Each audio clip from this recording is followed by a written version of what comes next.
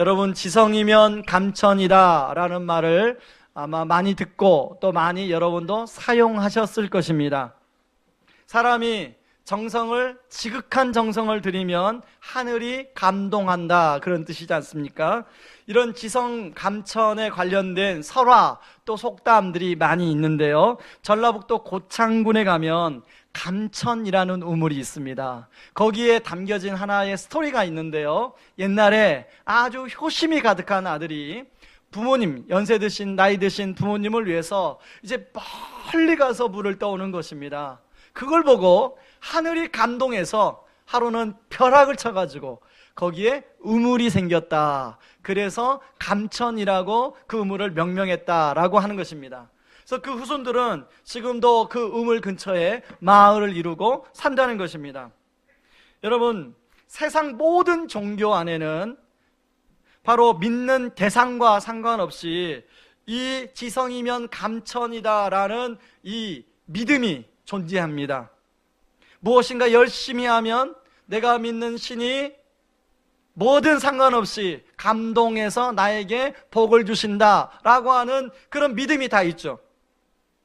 그리고 일반적으로 우리가 살아가는 삶에도 뭔가 열심히 하면 하늘도 돕는다, 이런 우리 속담도 있지 않습니까? 그런데 저는 이와 비슷한 가르침을 어린 시절에 교회에서 배웠습니다. 교회 갈 때 정성을 다해서 옷을 깨끗하게 입고 가라. 그리고 예배 드릴 때 정성을 다해서 드려야 하나님이 복 주신다. 헌금할 때도 정성을 다해서 해야 하나님이 감동하셔서 너에게 은혜를 베푸신다. 그래서 지금도 기억에 선명하는데요, 저희 집은 이제 장사를 했습니다, 어릴 때. 그래서 어머니가 장사를 해서 돈이, 깨끗한 돈이 오면 이건 헌금, 하나님께 드릴 돈 해서 따로 놓아둬서 헌금을 드렸습니다. 깨끗한 돈이 없으면 다리미로 다림질 해가지고 드렸던, 그 다림질 하던 어머니 모습이 지금도 선명합니다. 또한 기도할 때 또 정성을 다해야 하나님이 응답해 주신다. 그런데 어떤 기도는 정성을 다해서 기도했는데 응답을 안 해주시더라고요. 저는요, 대학교 졸업반 때 6개월을 금식하면서 한 자매를 놓고 기도했는데 응답 안 해주시더라고요. 저희 아내도 알고 있습니다. 그런데 이런 가르침이 토속신앙과 무속신앙에 있는 모든 종교에 배어 있더라는 거예요. 우리 옛날에 어른들이 정한수를 떠놓고 간절히 빌었던 그런 우리 전통이 있지 않습니까? 여러분, 오늘 이런 지성이면 감천이다 라고 하는 이런 가르침이 바로 오늘 갈라디아의 유대인들의 가르침이었다는 거예요. 유대인들은 모든 율법을 다 지키고 모든 절기를 세세하게, 그것도 정성스럽게 지켜야만이 구원을 받고 하나님께 복을 받는다고 하는 믿음이 있었습니다. 그러다 보니까 하나님이 원래 주셨던 십계명과 모세 오경 플러스 거기에다가 주석을 달았어요. 그래서 또 거기다 또 주석을 달았어요.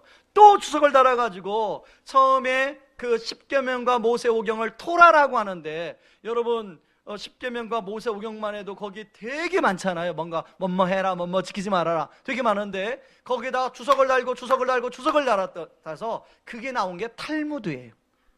탈무드는 엄청나게 양이 방대하거든요.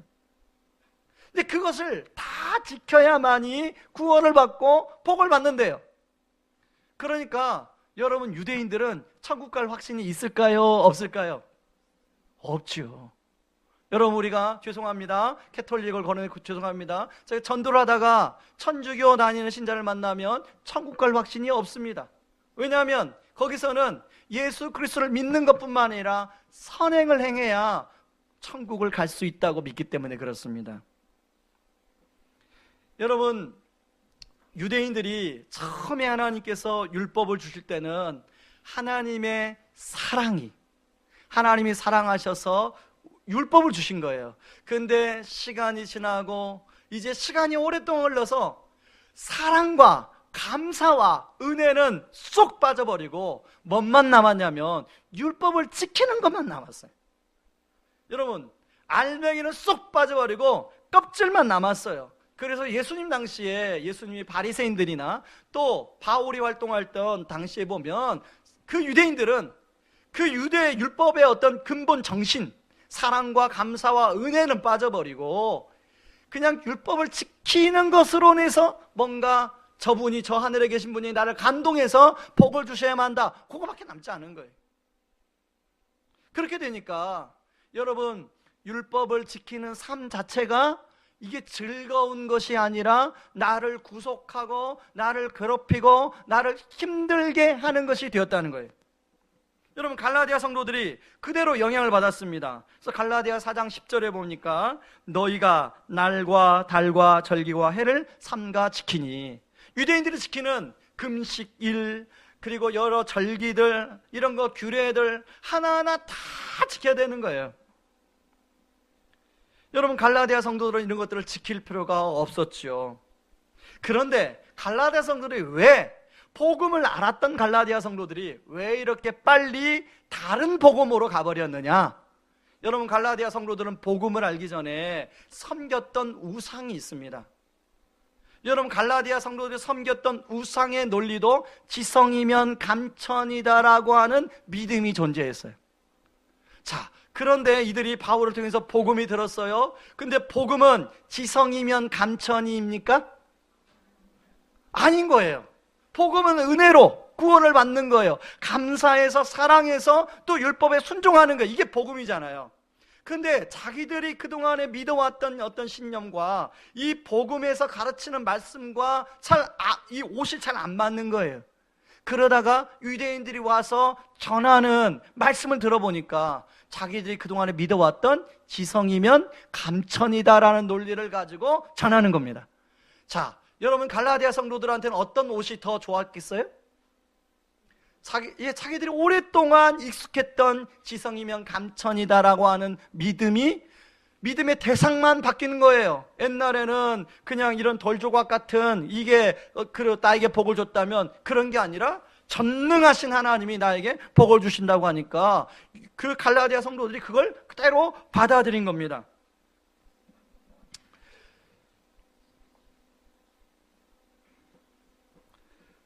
그런데요, 여러분, 이런 지성이면 감천이다라는 것이 서론에서 언급한 것처럼 유대교회만 존재하는 것이 아니라 모든 종교에 다 존재해요. 모든 우상을 믿는, 모든 신을 믿는 종교는 다 존재해요. 그런데요, 가만히 보면 지성이면 감천이다라는 그 구원의 중심에는 누가 있냐면 우리가 믿는 신이 그 구원을 주는 게 아니라 내가 더 노력해야 구원을 얻고 복을 얻는, 누구에게 무기중심이 있어요? 나에게 있어요. 이것은 하나님 없이도 자신의 힘으로 얼마든지 구원받을 수 있다는 생각에 기반해서 나온 생각들입니다. 그러므로 무얼 믿든 간에 신들에게 잘 보이기 위해서 무엇인가 열심히만 하면 된다. 여러분, 이것은 바로 그 당시에 종들이 살아가는 사고의 패턴이었어요. 종들은 자기 주인에게만 잘 보이면 돼요. 주인에게 잘 보이기 위해서 속으로는 하기 싫은데 억지로 하는 종들이 많았어요. 물론 종들 중에서 정말로 주인의 그 은혜에 감동해서 자발적으로 하는 종도 있었지만 대부분의 종들은 억지로 어쩔 수 없이 주인이 시키니까 하는 종들이 많았어요. 여러분, 한번 제가 우리 남자분들 군대 갔다 오신 분을 한번 물어보겠습니다. 여러분, 군대에서 이렇게 열심히 군대 생활을 했을 텐데 자발적으로 하셨습니까? 아니면 억지로 하셨습니까? 여기 앞에 계시는 들리는데 억지로 하셨다는 얘기 들려요. 자, 억지로 하니까 기쁘던가요? 기쁘지 않던가요? 여러분, 저는 군대 가서 자유가 없다는 것이 얼마나 괴롭고 힘든가를 깨달았어요. 억지로 하니까 기쁘지 않아요. 즐겁지 않아요. 그래서 바울은 갈라디아 성도들에게 뭐라고 이야기하냐면 여러분, 갈라디아 성도들에게 바울이 4장 9절에서 이렇게 진단합니다. 4장 9절 한번 읽어보시죠. 같이 읽습니다. 그러나 이제는 여러분이 참 하나님을 압니다. 뿐만 아니라 하나님께서 여러분을 아십니다. 그런데 어찌하여 전에 여러분이 따르던 악하고 헛된 가르침으로 다시 돌아가려 합니까? 어찌하여 그런 것들에게 종노릇하려 합니까? 여러분, 바울이 볼 때는 이런 갈라디아 그 성도들의 그 살아가는 방식이 바로 종노릇하는 것처럼 보였어요. 그래서 바울은 갈라디아 성도들을 설득하면서 한 소년의 비유를 이야기에 들고 있습니다. 그게 1절과 2절 나와요. 같이 한번 더 읽어보시죠. 쉬운 성경에. 내가 또 이 말을 하려고 합니다. 아버지의 재산을 물려받은 사람이 아이라면 그가 모든 것의 주인이라 하더라도 종과 다를 것이 없습니다. 어른이 되기 전까지는 그를 돌봐줄 사람의 말을 따라야 합니다. 그러나 그 아버지가 정한 때가 이르면 자유인이 됩니다. 당시에 로마 문화권에서는 자기의 자녀가 어릴 때 25세가 성인이 되는 나이인데요, 25세가 될 때까지는 노예 중에 똑똑한 사람을 후견인으로 세워서 그 후견인의 말을 듣도록 했습니다. 그리고 그 노예들을 어린 자기 아들과 또래의 노예들하고 함께 지내게 되었습니다. 그때는 노예 후견인의 말을 들으니까 노예처럼 총처럼 살아가는 거예요. 그러다가 25살에 성인식을 할 때 이제 성인이 되는 옷을 입혀줍니다. 그 옷을 입을 때 비로소 그때는 더 이상 이제 노예 후견인의 말을 듣지 않아도 돼요. 더 이상 종노릇 안 해도 돼요. 그때는 뭐예요? 누구의 말만 들으면 돼요? 자기 아버지의 이야기만 들으면 돼요. 지금 갈라디아 성도들에게 그 비유를 들어서 이야기하고 있습니다. 갈라디아 성도들에게 예수님이 오셔서 성인식을 이미 베풀어 줬는데 여전히 갈라디아 성도들은 노예처럼 다시금 옛날 자기를 가르쳤던 노예 후견인의 말을 듣고 또 노예처럼 살아간다는 거예요. 여러분, 그런데요, 갈라디아 성도들만 종노릇하는 것이 아니라 여러분, 우리가 오랫동안 신앙생활을 해왔던 습관들을 보면요, 종노릇했던 패턴들이 속속들이 우리가 알 수가 있습니다. 예를 들면 성수주일이란 말 우리가 좀 많이 쓰지 않았습니까? 저도 성수주일이란 말을 많이 썼는데요, 여러분, 성수는 거룩하게 주일을 지킨다, 그런 뜻 아닙니까? 그런데 이 지킨다는 개념은 의무와 책임에서 나온 개념입니다. 율법적이고 종교적인 개념이라는 것이죠. 이것을 복음 중심적으로 말을 바꾸면 주님이 나를 구원해 주시고 지난 한 주간 정말로 우리 가정을, 나의 삶을 돌봐주신 것이 감사해서 온전한 예배자로서 내가 주님 앞에 나오는 것이 맞습니까? 네. 여러분, 주일은 우리가 막 지키는 게 아니라 주일은 하나님의 은혜에 감사하고 사모해서 하나님 앞에, 하나님이 구별된 주일 하나님 앞에 나와 예배드리는 날이고 또 함께 몸된 교회를 섬기는 날이에요. 이게 주일을 우리가 하나님께 온전히 드리는 것이죠. 여러분, 그것뿐만 아니라 오랫동안 저의 습관 속에서 보니까 이렇게 종노릇하는 습관들이 있었습니다. 예를 들어요, 제가 보겠습니다. 제가 열심히 사역했던 동기가 주님이 저를 구원해 주신 은혜, 그리고 보살펴 주신 은혜에 감사해서 사역을 할 때도 있었지만 뭔가 내가 열심히 이렇게 하면 주님이 나를 잘 봐서 나에게 뭔가 주실지도 몰라 라는 기대가 있었던 것이 사실입니다. 그리고 때로는 그걸 제가 얻어내려고 더 열심히 동기가 돼서 했던 적도 있습니다. 그런데 이런 생각이 잘못된 생각, 잘못된 동기에서 나온 생각이라는 것을 제가 깨달은 게 얼마 되지 않습니다. 다시 말해서 지성이면 감천이다란 말을 저 나름대로 제가 교회 사역하면서 제 삶에 적용하면서 살아왔다는 거죠. 여러분, 바울이 아마 저를 봤으면 이 종로로 타는 목사야, 아마 그렇게 하지 않았을까요?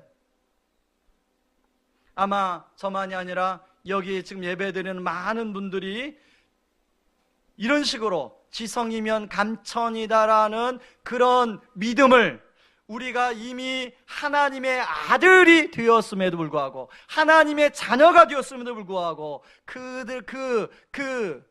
믿음을 그대로 가져와서 살아가고 있는 성도님들이 의외로 많다는 것입니다.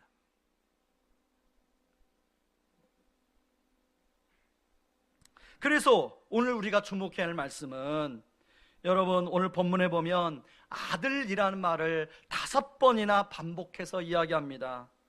여러분, 그 중에 대표적으로 갈라디아서 4장 7절 말씀을 같이 한번 읽어보시죠. 같이 한번 읽겠습니다. 그러므로 내가 이후로는 종이 아니요 아들이니 아들이면 하나님으로 말미암아 유업을 받을 자니라. 여러분, 어떤 분들은 나는 아들이란 말에 기분 나빠, 하나님 왜 딸을 언급하지 않는 거야, 이런 분도 계시는데요. 여러분, 이 아들 안에는 그 당시에는 로마는요 아들들에게만 상속권을 줬어요. 그리고 딸들에게는 상속권을 주지 않았습니다. 그런데 하나님, 예수님을 믿으면 아들이나 딸이나 남자나 여자나 동등한 상속권을 갖게 됐어요. 그래서 여기에 아들이라는 표현 안에는 형제님이나 자매님이나 다 포함되는 이 단어입니다. 그러니까 우리 자매님도 혹시 기분 나쁘지라도 이해하시기 바랍니다. 다시 말해서 우리는 하나님의 상속권을 갖는 하나님의 자녀가 되었다는 사실이에요. 여기 보면 유업이라는 단어가 나오는데, 이 유업이라는 단어를 여러분 가지고 있는 다른 번역본 성경에 보면 상속자로 이렇게 번역이 되어 있을 것입니다. 여러분, 우리는 하나님의 자녀로, 지난주에 제가 유업에 대해 설명을 했죠. 지난주는 이 땅에서 받아 누리는 유업만 설명했는데, 여러분, 우리가 하나님의 자녀로 이 땅에서만 유업을 받아 누리는 것이 아니라, 상속을 받는 게 아니라 영원한 하나님 나라에서 상속을 받는 특권을 누리게 됐다는 거예요. 그러니까 우리가 종이 아니라 하나님의 아들이라는 거, 하나님의 자녀가 됐다는 게 이게 얼마나 영광스러운 일입니까? 우리 다시 한번 옆 사람한테 이렇게 인사하겠습니다. 우리 형제님은, 자매님은 하나님의 자녀입니다. 이렇게 인사하겠습니다.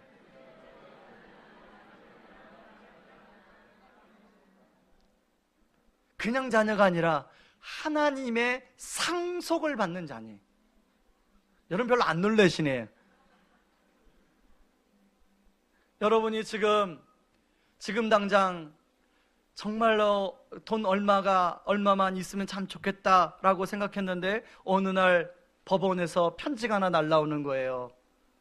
여러분의 몇 년 전에 돌아가신 아버지의 유산이 있다는 것을 알게 되었습니다. 상속해 가십시오. 자, 이런 편지를 받았다. 그럼 여러분 마음이 어떻겠어요? 와, 이야.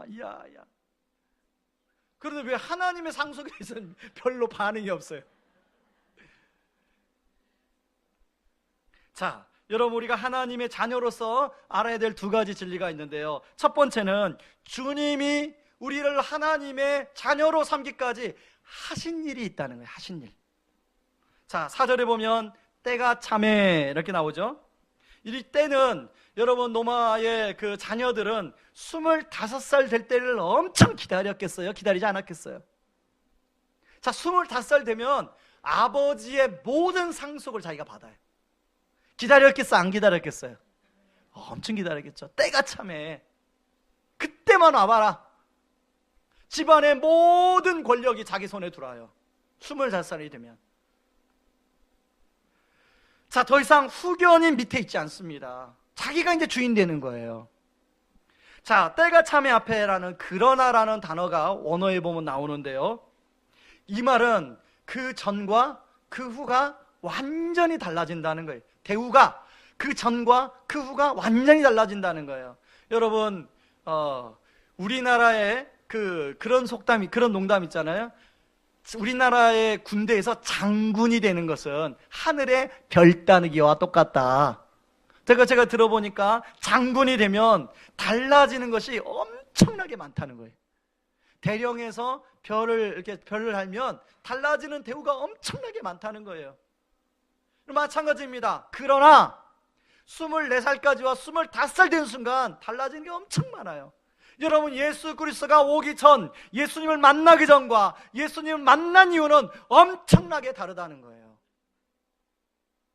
오늘 예수님이 오셨는데요, 천사를 대동하고 오시지 않았어요. 예수님이 마리아라는 한 연약한 여인의 몸을 통하여 예수님이 이 땅에 태어났죠. 이것은 예수님이 진짜 사람으로 태어나셨다는 거예요. 그리고 예수님은 진짜 사람으로 태어났을 뿐만 아니라 그 당시에 유대인 남자로서의 지켜야 될 모든 율법을 다 지켰어요.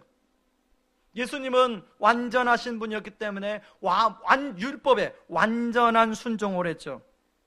여러분, 마태복음 17장에 보면 성전세를 내는 내용이 나와요. 예수님이 그러죠. 베드로야, 내가 하나님의 아들인데 네가 봐도 내가 굳이 하나님의 집에 들어가는데 성전세를 낼 필요가 있겠느냐? 예수님도 낼 필요가 없다는 거 아셨어요. 그런데 베드로에게 뭐라고 해요? 가서 물고기를 잡아오면 2-3개리 들었을 텐데 바로 너와 내 성전세를 내라, 이렇게 말씀하십니다. 예수님이 율법에 완전하게 순종하려고 그랬어요. 왜냐하면 그 이유가 나오는데요, 율법에 완전하게 순종하는 흠이 없는 사람이어야 우리를 율법을 지키지 못하여 죄인된 우리를 구원하시는 속죄 양이 될 수 있기 때문에 그러는 거예요. 오늘 성경에 보면 율법 아래 사는 자들을 속량하시기 위함이다 라는 말을 하죠. 여러분, 속량이라는 말은 이제 주인이 노예를 몸값을 다 지불하고 그 노예를 이제 자유롭게 만들어서 내 아들로 입양하는 것을 속량이라고 얘기해요. 그 당시에는 전쟁이 많아서 부유한 집안의 자제들이 전쟁터에 나가 죽는 일이 많았습니다. 이제 자기의 집안의 대를 이어야 되는데, 그리고 누군가를 해서 상속해 주는데 상속할 사람이 없어요. 그러면 노예시장에 가서 가장 똑똑하고 가장 지혜롭게 보이는 사람을 택해서 입양을 합니다. 그리고 그 입양할 때 이제 돈을 들고 가서 그 노예의 몸값을 다 지불을 해요. 바로 그리고 이제 노예는 자유가 되죠. 그게 바로 속량이에요. 속량. 마찬가지로 예수님이 저와 여러분의 죄, 여러분, 여기에서 죄인 아닌 사람이 어디 있습니까? 혹시 여러분이 죄 앞에 나는 죄가 전혀 없습니다, 그런 분 있으면 물구나무 서보세요. 아무도 없잖아요. 누구나 다 죄인이에요. 누구나 다 죄인이에요. 어떤 사람들은 정말로 자기가 심각한 죄에 빠져서 너무나 죄책감이 눌려있는 분도 있을 것이고, 어떤 사람은 나는 뭐 그 정도는 아니야, 나는 웬만큼 괜찮게 살았어 하고 이렇게 자기를 포장하고 여기 앉아 계신 분도 계실 텐데, 하나님 보실 때는 그 사람도 죄인이고 이 사람도 똑같이 죄인이, 모든 인간이 죄인이에요. 근데 예수님이 십자가에서 그 죄값을 다 지불하시고 우리를 속량해 주셨죠.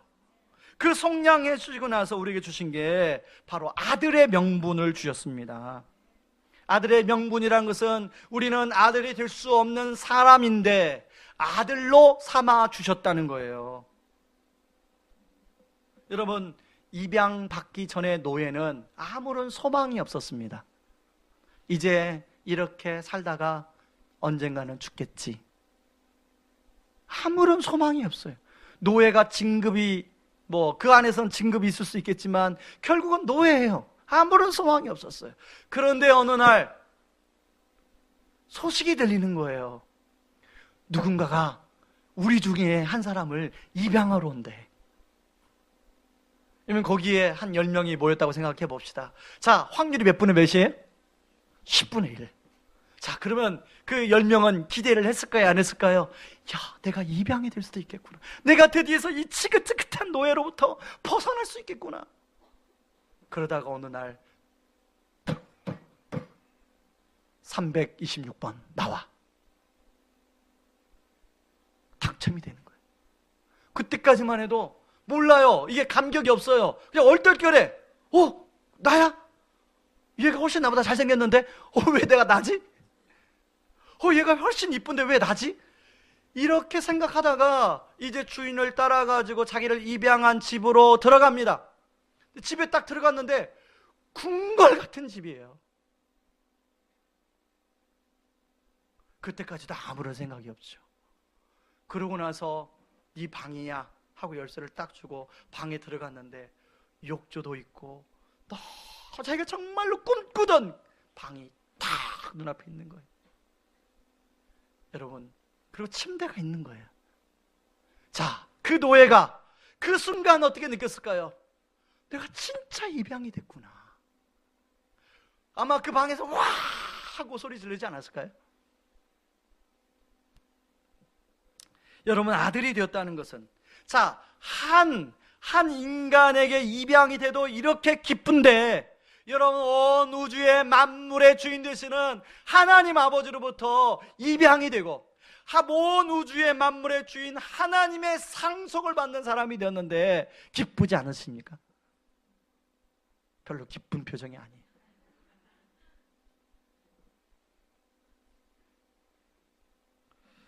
이렇게 영광스러운 하나님의 아들이 되었는데 여전히 노예로 살아가는 모습이 있다면 우리 하나님 마음이 어떠시겠어요?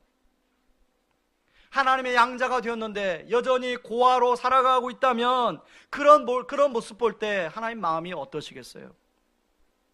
여러분, 양자와 고아 혹은 양자와 노예, 가장 다른 게 있어요. 삶을 살아가는 동기가 달라요. 노예는요, 삶을 살아가는 동기가 주인에게 어떻게 하면 잘 보일까? 이게 삶을 살아가는 동기예요. 그런데 양자는 나를 입양해 주신 나의 아버지께 너무 감사해서 내가 앞으로 이렇게 하리라. 이 감사와 은혜가 삶의 동기예요. 여러분, 그래서 4월 추천도서인 브라이언 채플의 은혜가 이끄는 삶이라는 책에서 진정한 하나님의 아들로서 삶을 살아가는 삶은 한마디로 표현한다면 은혜가 이끌어가는 삶이다. 구원받는 것도 은혜요, 살아가는 것도 모든 순간순간이 은혜다, 이렇게 말을 합니다. 순종하는 것도 두려워서 무서워서 억지로 해야 하니까 하는 순종이 아니라 그 은혜가 감사해서 기뻐서 순종하는 자발적 순종을 한다는 거예요. 여러분, 제가 하나 예를 들어 볼까요? 자, 주일 예배 나왔습니다. 자, 여러분이 양자인지 고아인지를 한번 잘 들어보세요. 판단해 보세요. 어떤 마음으로 나왔는지. 여러분, 오늘 주일에 예배에 나올 때 오늘 주일이구나, 오늘 주일 예배 예배를 안 드리면 내가 하나님한테 혼날 수 있어. 그러니까 드려야 돼. 아이고, 오늘 주일이구나. 아이고, 왜 또 벌써 주일이 돌아왔어. 그러고 와서 예배를 여러분이 드렸다면 그 마음은 고아의 동기예요.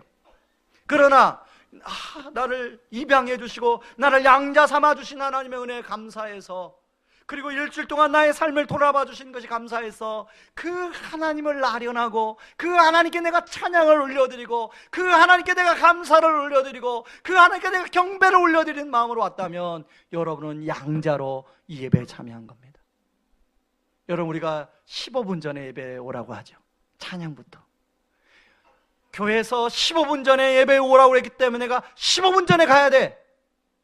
이것은 고아의 생각이에요. 양자의 생각은, 그래, 내가 정말로 하나님의 은혜에 감사해서 15분 전에 가서 하나님을 찬양으로 올려드려야지.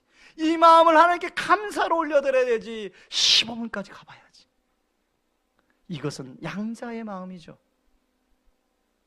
여러분, 똑같은 행동을 하지만 우리가 고아로서 행동할 수도 있고 양자로서 행동할 수 있다는 거예요. 주일학교 교사로, 주차부 봉사로, 식당 봉사로 봉사하는 것도 고아의 동기가 있고 양자의 동기가 있다는 거예요. 저는 의왕 우리 교회 성도님들이, 모든 봉사하는 성도님들이 양자의 동기로, 양자의 마음으로 그렇게 봉사에 참여하고 예배에 참여하고 그런 은혜가 있기를 주님의 이름으로 축원합니다. 여러분, 복음으로 인한 아들됨은 여러분 우리의 교육 방식도 바꿀 수 있습니다. 우리 교회가 이제 화요일 오후마다 이 근처에 가서 정말로 복음을 전해요. 사람을 만나서 복음을 전하는 전도팀이 있습니다. 저희 집사람은 매주 화요일마다 왕복초등학교 앞에 가서 복음을 전하는데요, 저희 집사람하고 이제 전도팀이 가면 아이들이 쫙 모여들어요. 야, 예수님 이야기 해주는 분이 오셨다. 애들이 와요. 막 모여들어요. 그게 이제 얼마 전에 집사람이 이제 그 얘기를 들은 이야기를 저한테 전해주는데요, 초등학교 2학년짜리가 이제 복음을 이렇게 전하니까 아줌마, 나 죄인인데 어떻게 해요? 이러더라는 거예요. 나 어떻게 하면 좋아요? 저희 집사람이 너무 당황스러워가지고, 야, 네가 무슨 죄인이야? 당황스러워서 물었더니 이 아이가 하는 말이, 저요, 우리 엄마 너무너무 미워해요. 그리고 엄마를 왜 미워하는데? 엄마가요, 매일 혼내고 저만 내면 짜증내고 화내요. 그럴 때마다 엄마가 너무너무 미워요.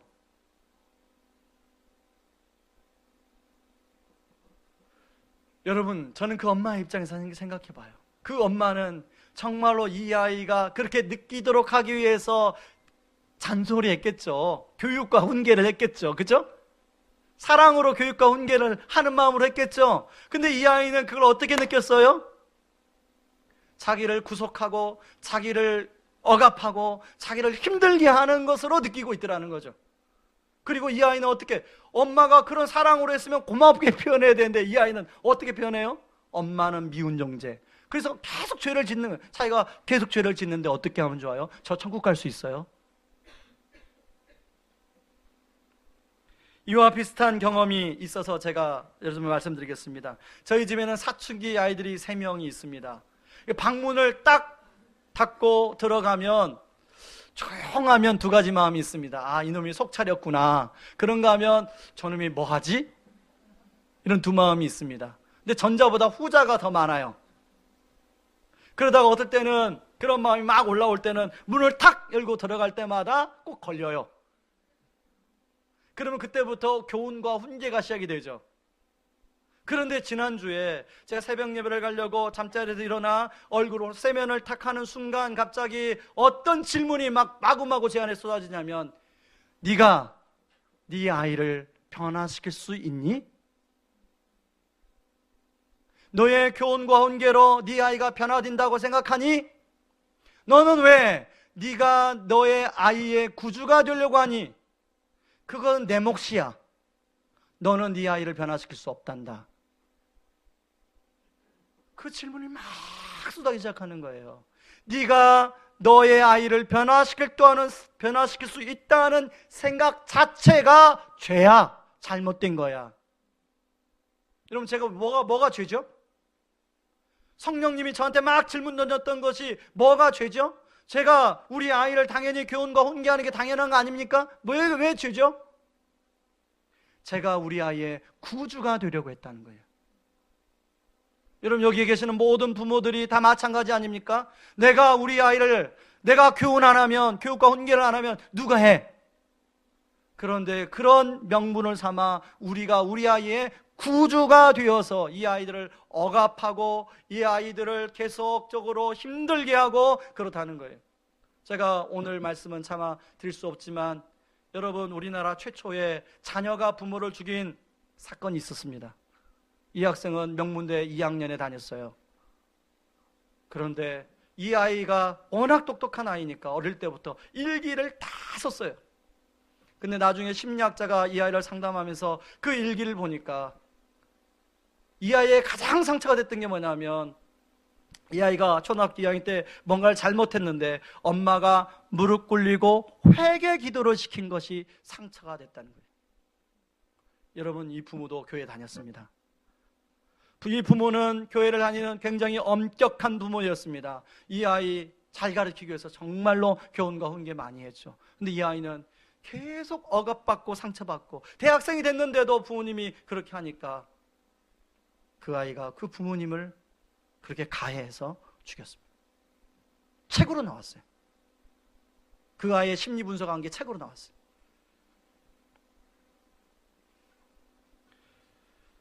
여러분, 우리가 자녀들을 내려놓는다고 말하지 않습니까?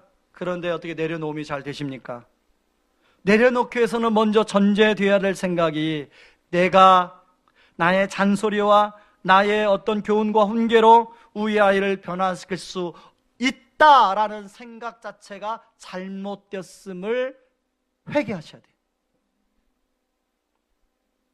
나보다 우리 주님이 그 아이를 더 책임지고 잘 자라게 하실 것이라는 신뢰가 부족하다 보니까 불안하니까 자꾸 내가 주님과 우리 아이 사이에 개입해서 구주가 되려고 할 때가 많이 있어요. 저는 그때부터 그런 마음이 들 때마다 그렇게 제 방에서 기도합니다. 하나님, 저는 제 아이를 변화시킬 수 있는 사람이 아닙니다. 우리 아이를 변화시킬 수 없습니다. 주님만이 우리 아이를 변화시킬 수 있습니다. 만약 잘못된 행동을 지금 하고 있다면 주님이 우리 아이에게 깨달음을 주시고 이 아이가 옳은 길을 가도록 도와주옵소서. 그리고 저를 만나주시고 이끌어 주신 주님께서 이 아이를 만나주시고 이끌어 주옵소서. 예수님의 이름으로 기도합니다. 아멘. 이런 기도를 제가 반복적으로 하고 있습니다. 여러분, 오늘은 어린이 주일이에요. 이제는 우리의 교육 방법도 더 이상 종교적이고 율법적인 교육 방법이 아니라 복음 중심적인 교육 방법으로 바뀌어야 되지 않겠습니까? 저는 우리 가정들이 복음 중심적 교육이 살아나는 의왕 우리 교회 성도님들 가정이 되기를 주님의 이름으로 축원합니다. 두 번째는 성령께서 하신 일입니다. 갈라디아서 4장 6절 말씀을 같이 한번 읽어봅니다. 같이 읽습니다. 너희가 아들임으로 하나님이 내 보내사 아빠 아버지라 부르게 하셨느니라. 예수님은 법적으로 우리를 자녀가 되게 해주셨어요. 그런데 성령님은 법적으로 자녀가 된 것을 실제 삶 속에서 느끼도록 해주는 게 성령님의 역할이에요.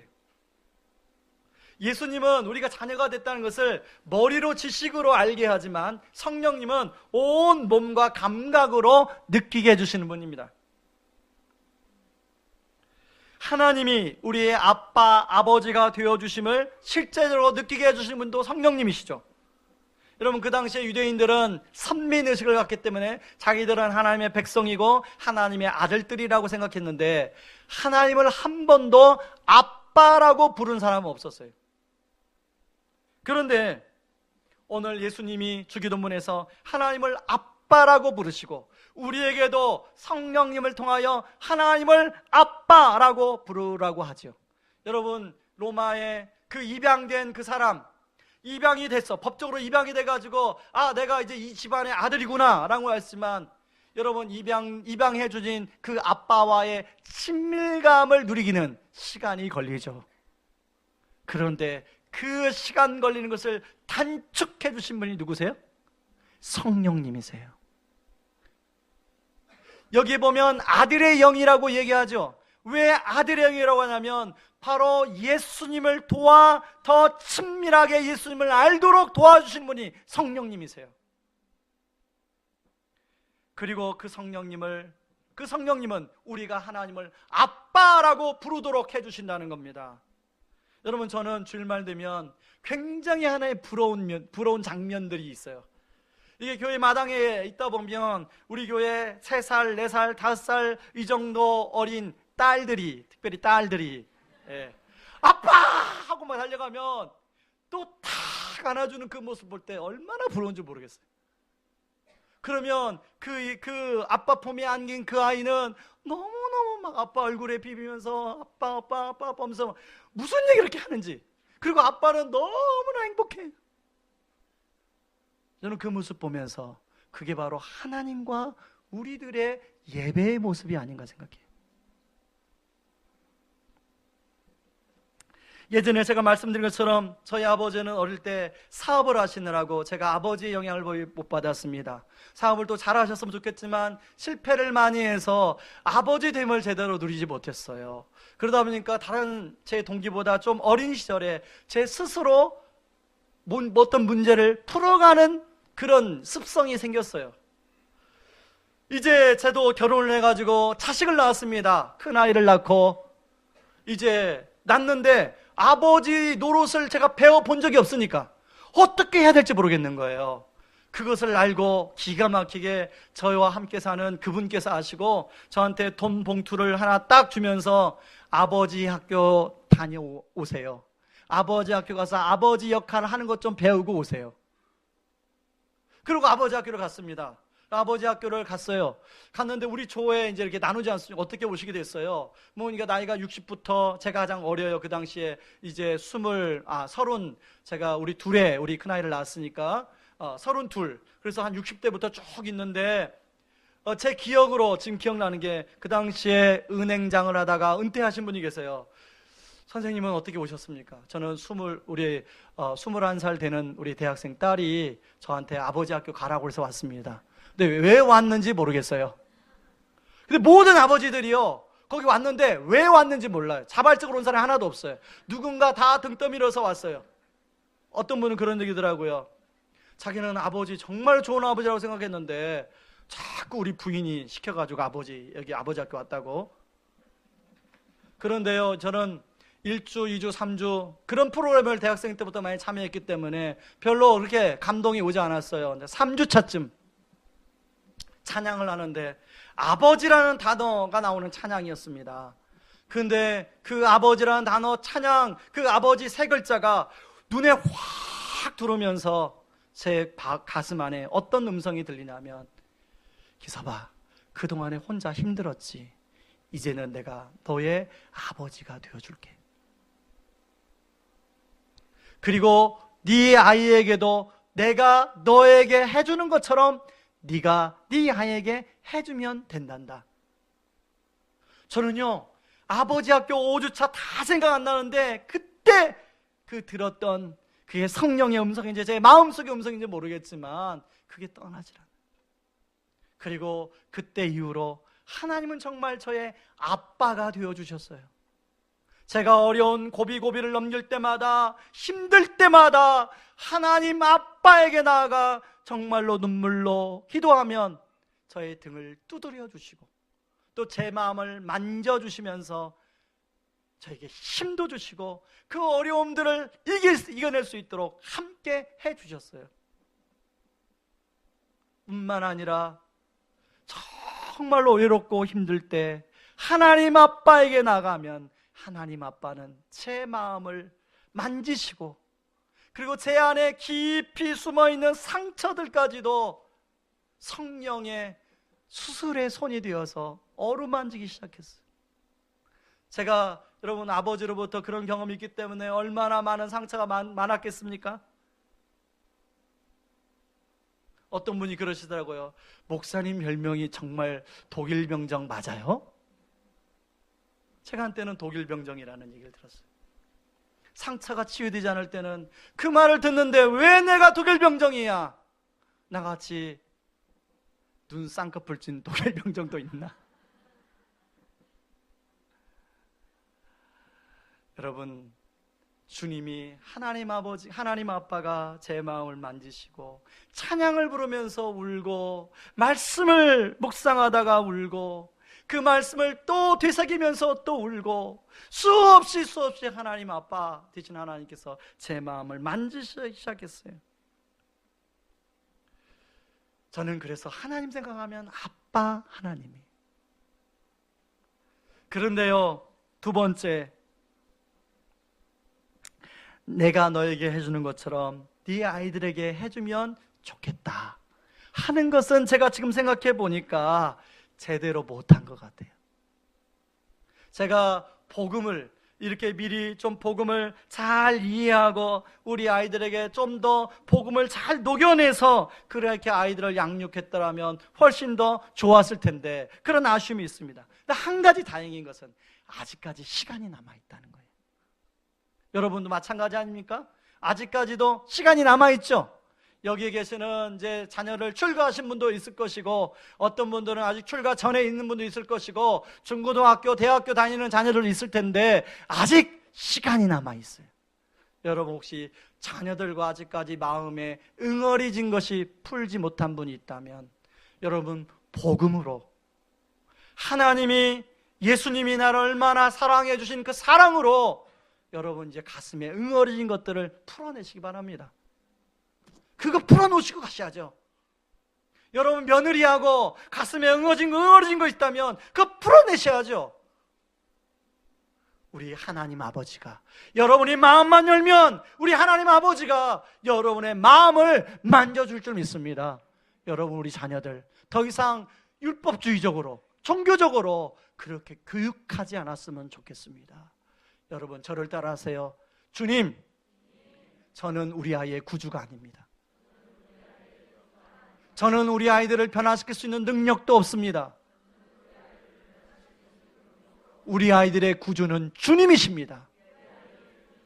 주님이 우리 아이들을 변화시켜 주옵소서. 여러분 이 기도를 끊임없이 고백하며 하나님께 나아가는 저와 여러분들 되기를 바랍니다. 저는 예레미야 31장 3절 말씀, 이 말씀을 하심으로 우리를 이끌어 주시는 분이세요. 마찬가지로 여러분 우리 자녀들도 하나님이 영원한 사랑으로 사랑하시고 인자함으로 이끌어 주신 분이 우리 하나님이신 줄을 믿으시기 바랍니다. 이 시간에 우리 찬양하며 나아가길 원합니다. 아바 아버지, 우리 함께 찬양하며 나가겠습니다.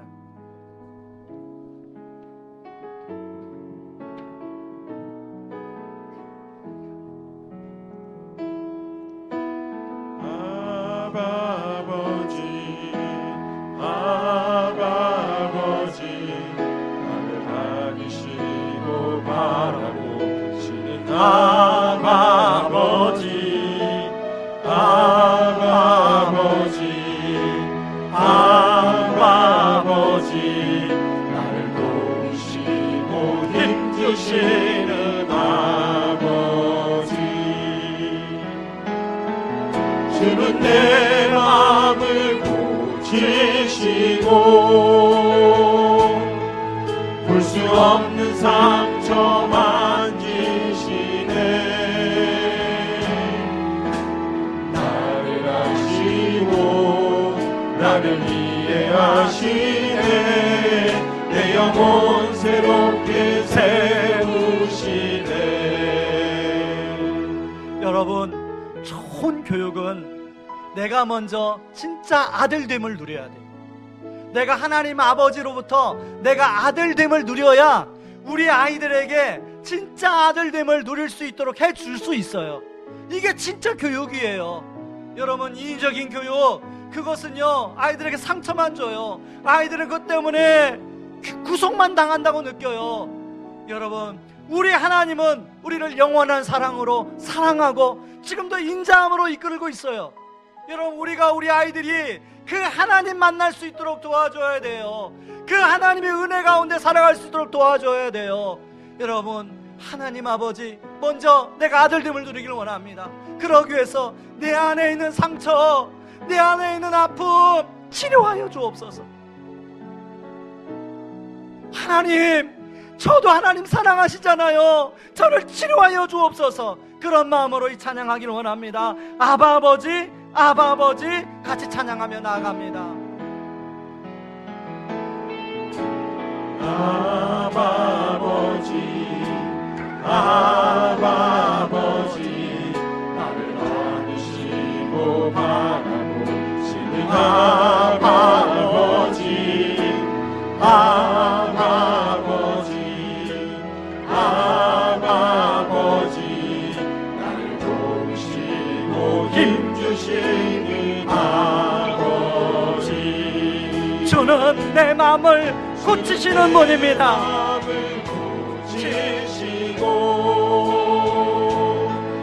볼 수 없는 상처 만지시네. 나를 아시고 나를 이해하시네. 내 영혼 새롭게 세우시네. 주시네. 우리 이 시간에 말씀 붙들고 기도하기를 원합니다. 먼저 기도할 때 하나님, 제가 먼저 하나님의 아들됨을 누리게 하여 주시고 더 이상 종로로 타는 것이 아니라 은혜가 이끌어가는 삶을 살게 하여 주시옵소서. 두 번째 기도 제목은 성령님을 통하여 하나님 아빠 아버지 부르며 친밀함을 누리고 내 안에 있는 상처, 내 안에 있는 아픔 치료하여 주옵소서. 우리 두 가지 기도 제목을 가지고 붙들고 기도하며 나아갑니다. 기도하겠습니다. 고마우신 하나님 아버지, 고맙고 감사합니다. 하나님 아버지, 주님, 아버지, 주님은 우리 아들됨을 위하여 하나님 십자가에서 자기의 목숨을 내어주며 우리를 속량하여 주셨습니다. 아버지 하나님, 그렇게 해서 우리에게 얻어진, 아버지 자격 없는 우리에게 얻어진 것이 하나님의 아들됨입니다. 아버지 하나님, 더 이상 아버지 하나님 지성인형 감천이라고 하는 아버지 그런 사고 속에서 종로로 타며 살아가지 않게 도와주시고 아버지 은혜가 이끌어가는 삶 살게 하여 주시옵소서. 아버지 하나님, 또한 성령님을 통하여 아버지 하나님을 아빠 아버지라 부르게 하여 주시니 감사합니다. 아버지 아빠 아버지 되신 하나님 아버지, 저를 아버지 찾아와 제 마음을 고치시고 치유하여 주신 주님, 아버지는 우리 성도님들의 아버지 마음에 찾아가 아버지 그 아픔 상처를 치유하여 주시고 고쳐주시고 회복시켜 주시옵소서. 하나님 아버지, 긍휼을 베풀어 주시옵소서. 하나님 아버지, 마음의 문을 열게 하여 주시옵소서. 하나님, 주의 치유의 역사가 아버지 이 예배 시간에 일어나는 아버지 은혜가 있도록 하나님 아버지 도와주시옵소서. 여러분, 오늘 어린이 주일입니다. 한 번 더 기도했으면 좋겠습니다. 여러분, 그동안 우리가 우리 자녀를 교육시키려고 내가 주도권을 가졌던 것, 이 시간에 우리 앞에 하나님 앞에 고백합시다. 내가 구주가 되려고 했던 것 하나님께 고백합시다. 하나님, 우리 자녀의 구주는 우리 주님이십니다. 하나님, 우리 자녀를 우리 주님이 원하신 사람으로 빚어 주시옵소서. 그렇게 기도합시다. 두 번째 기도 제목은 우리 자녀들도 하나님 아빠 아버지를 누리게 하여 주시옵소서. 하나님, 우리 자녀들이 하나님 아빠 아버지를 누리며 하나님의 풍성함을 누리며 살아가는 우리 자녀들 되게 하여 주시옵소서. 우리 같이 한번 기도할 때 주여 한번 부르고 기도하겠습니다. 주여! 하나님 아버지, 하나님 아버지, 이 시간에 아버지 하나님 기도하며 나아갑니다. 아버지, 좋은 말씀을 전해줄 뿐입니다. 성령님, 이 시간에 아버지 우리 성도님들의 마음에 아버지 찾아가셔서 한 분 한 분 마음을 어루만지시고 치료하여 주시옵소서. 아버지 하나님, 제가 아버지 우리 아이들의 구주가 되려고 하는 마음이 좀 더 불쑥불쑥 올라옵니다. 아버지, 그럴 때마다 그 마음 내놓게 하여 주시고 아버지 우리 아이들의 구주는 하나님 아버지 주님이시라는 것 기억하게 도와주시고 아버지 하나님, 우리 자녀들이 그 구주의 가르침 받아 아버지 하나님 주님이 원하시는 올바른 삶으로 인도하게 하여 주옵소서. 하나님 아버지뿐만 아니라 아버지 우리 자녀들이 성령님을 통해 아버지 하나님 아빠 아버지 되심을 누리기를 원합니다. 아버지 그 좋은 친밀함을 누리게 하여 주기를 원합니다.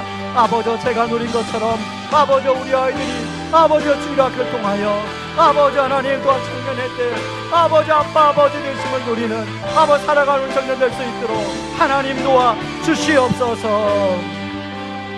고마우신 하나님 아버지, 하나님, 오늘 어린이 주일로서 아버지 우리가 그동안에 하나님 우리 아이들을 교육시키는 주도권을 제가 가지고 있었음을 고백합니다. 제가 우리 아이들의 구주가 되려고 했던 것을 고백합니다. 지금도 불쑥불쑥 아버지 구주가 되려고 하는 마음이 올라올 때가 많이 있는데 그때마다 아버지 내가 우리 아이들을 변화시킬 수 없다는 것을 절실히 느끼게 하여 주시고 아버지 우리 자녀를 변화시킬 수 있는 우리의 구주 되시는 예수님밖에 없다는 사실을 고백하며 그 예수님께 도움을 구하며 나아갈 때 우리 자녀들의 구주가 되어주셔서 우리 자녀들을 올바른 길로 하나님의 자녀로서의 삶으로 인도하여 주시옵소서. 아버지, 우리 자녀들이 성령님을 통하여 하나님의 아빠 아버지 되심을 누리며 살아갈 수 있도록 하나님 도와주시옵소서.